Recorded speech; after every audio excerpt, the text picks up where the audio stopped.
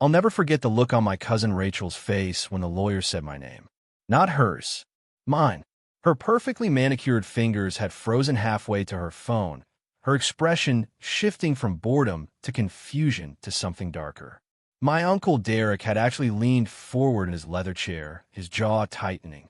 And my Aunt Patricia, she let out this small, sharp breath like someone had just stolen something from her purse. But I'm getting ahead of myself.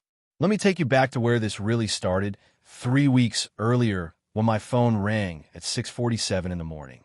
I was living in a studio apartment across town, working double shifts at a diner to cover rent and my nursing school loans. The call came from Mercy General Hospital. Grandma Rose had collapsed in her garden. By the time I got there, she was already gone. She'd been planting tulips. Yellow ones, her favorite. The nurse told me she'd smiled before she went, like she'd seen something beautiful. I wanted to believe that. I needed to believe that.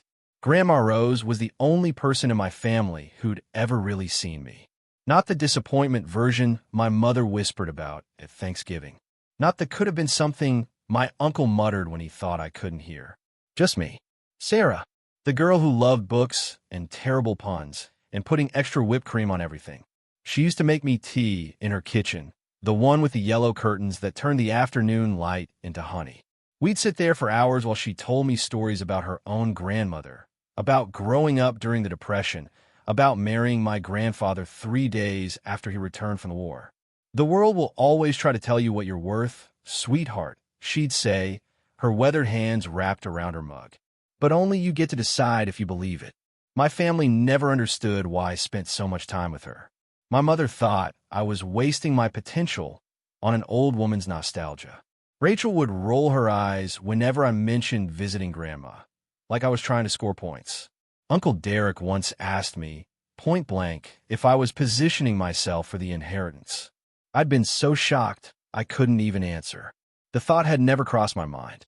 I visited Grandma because she made me feel less alone in a family where I'd always been on the outside looking in.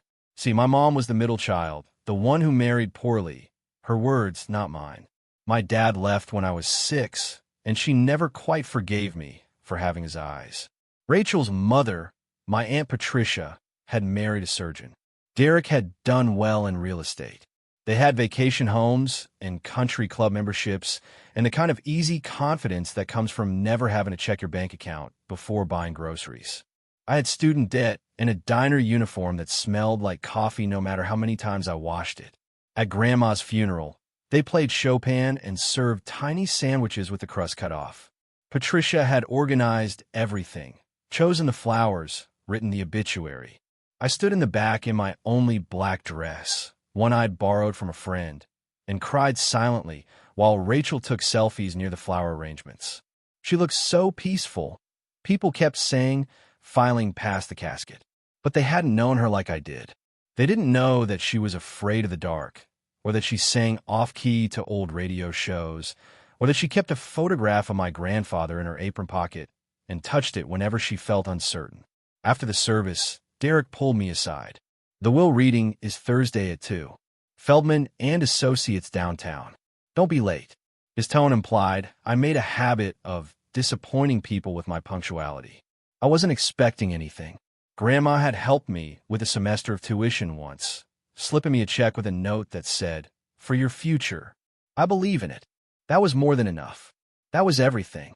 The lawyer's office smelled like old paper and lemon furniture polish.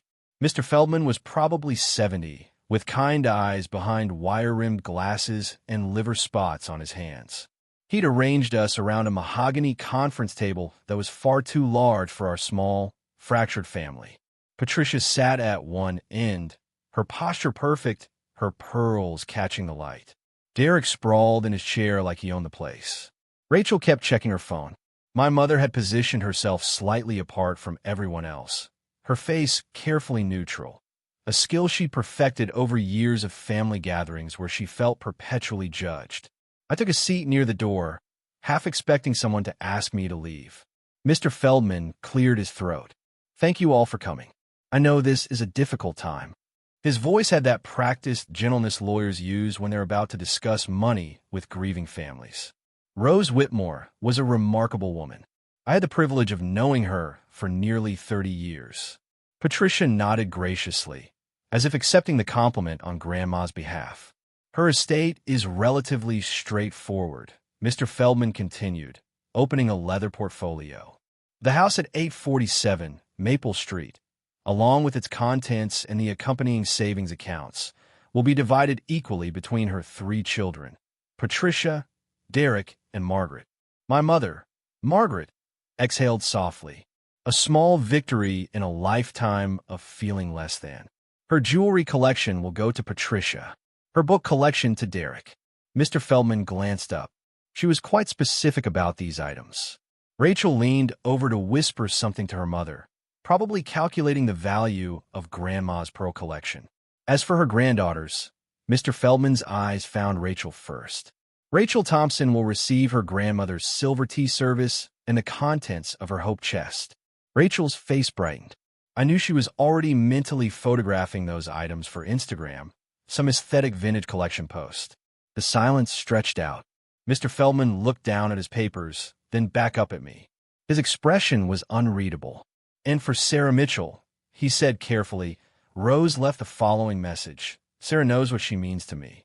That is inheritance enough. The words hit me like cold water. I felt my face flush hot, then cold. Around the table, I could feel everyone processing this. My mother's embarrassed discomfort. Patricia's barely concealed satisfaction. Derek's confusion. Had Grandma really just publicly declared me worthless? Rachel actually laughed. A short, surprised sound she tried to cover with a cough. That's it, my mother said, her voice small. Nothing. Those were her wishes, Mr. Feldman said gently, though something flickered in his eyes. Something I couldn't quite read. I stood up too quickly, my chair scraping against the floor. Excuse me. My voice sounded strange, distant, like it belonged to someone else. I made it to the hallway before the tears came. Hot, humiliating tears that I wiped away with the back of my hand. I'd really believed that Grandma understood me, that our relationship meant something beyond what could be measured in monetary value. But maybe everyone else had been right. Maybe I'd been naive, foolish. Maybe all those afternoons in her kitchen hadn't meant what I thought they meant. Sarah. I turned. Mr. Feldman had followed me out, holding a manila envelope. I apologize, he said quietly, glancing back at the conference room door. I handled that poorly, but I had to follow Rose's instructions precisely. She was very clear about the order of things. The order of what things? My voice came out bitter. He held out the envelope. She left this for you. Separately. With explicit instructions that I give it to you privately, after the will reading, but only after the others had left the building. He checked his watch. They'll be discussing the house for at least another 20 minutes. I suggest you read this in my private office. Second door on the left. My hand was shaking as I took the envelope. It was thick, substantial. My name was written on the front in Grandma's careful cursive, Sarah Michelle Mitchell. She'd used my full name, the one only she ever used, because she said it sounded like poetry. Mr. Feldman's private office was smaller, warmer than the conference room. There were photographs on the desk, grandchildren, I guessed. A coffee mug that said, World's Okayest Lawyer. I almost smiled. I sat in the chair across from his desk and opened the envelope with careful fingers. Inside was a letter written on Grandma's cream-colored stationery with the small roses in the corner. Her handwriting was shakier than I remembered, but still unmistakably hers. There was also a small brass key and what looked like a property deed. My vision blurred as I started to read. My dearest Sarah, if you're reading this, I'm gone, and I imagine you're hurting. Knowing my family the way I do, I suspect the will reading didn't go the way you hoped.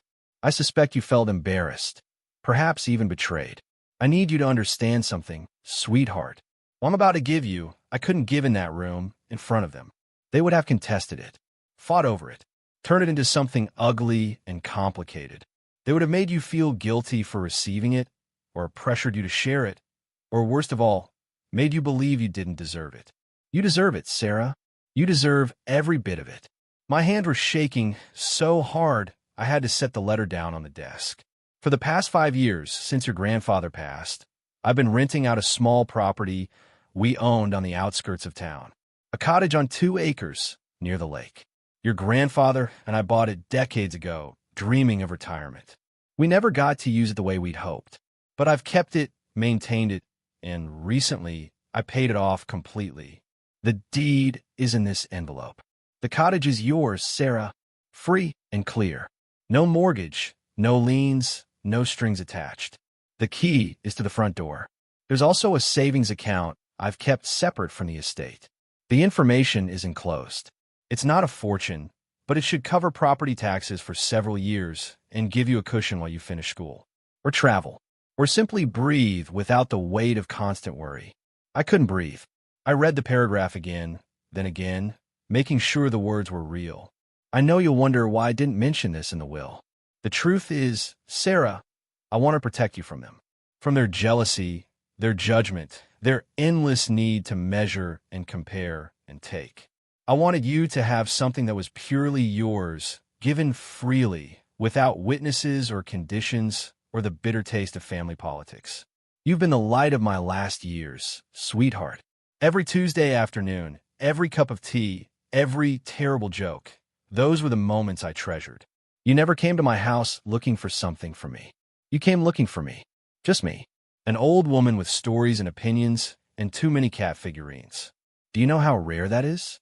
How precious.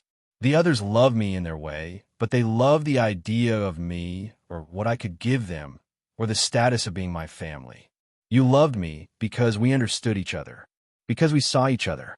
That kind of love is the only kind worth having, and it's the only kind worth leaving something to. A sob escaped before I could stop it. I pressed my hand to my mouth.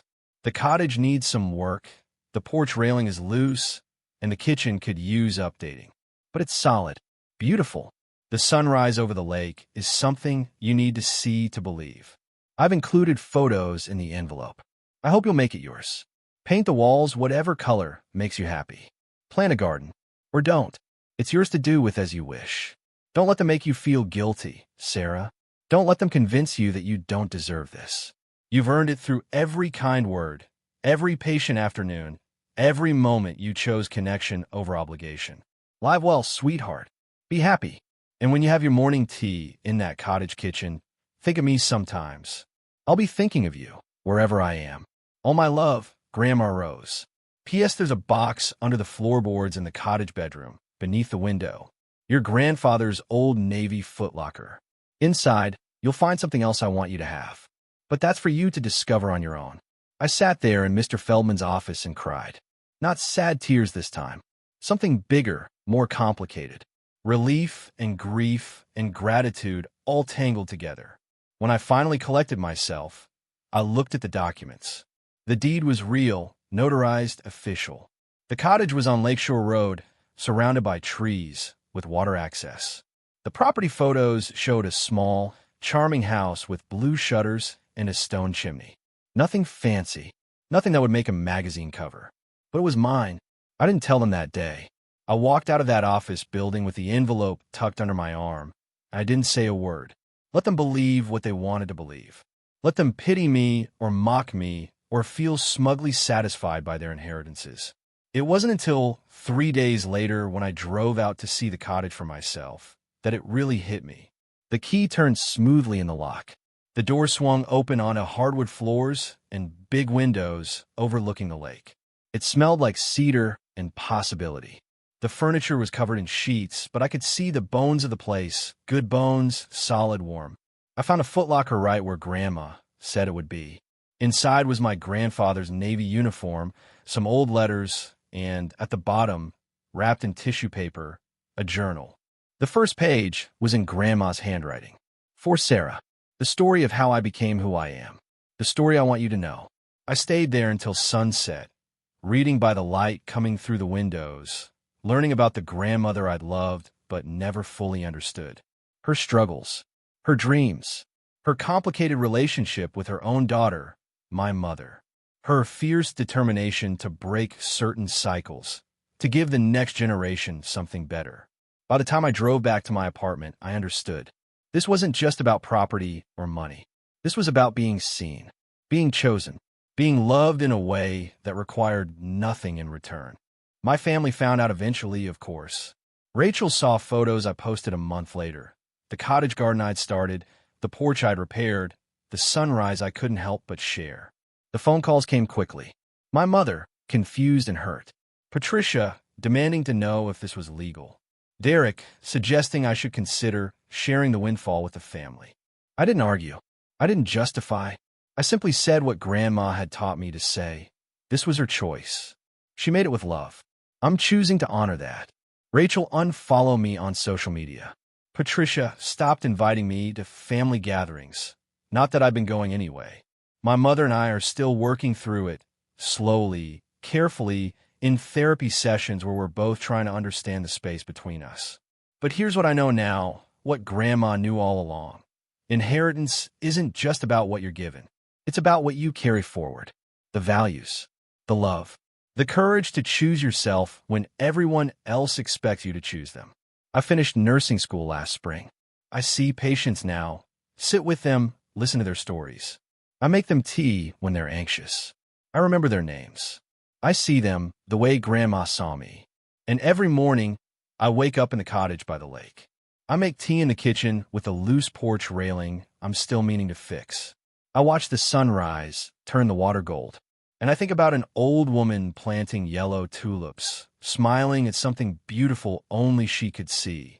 Turns out, Grandma didn't leave me nothing. She left me everything that mattered.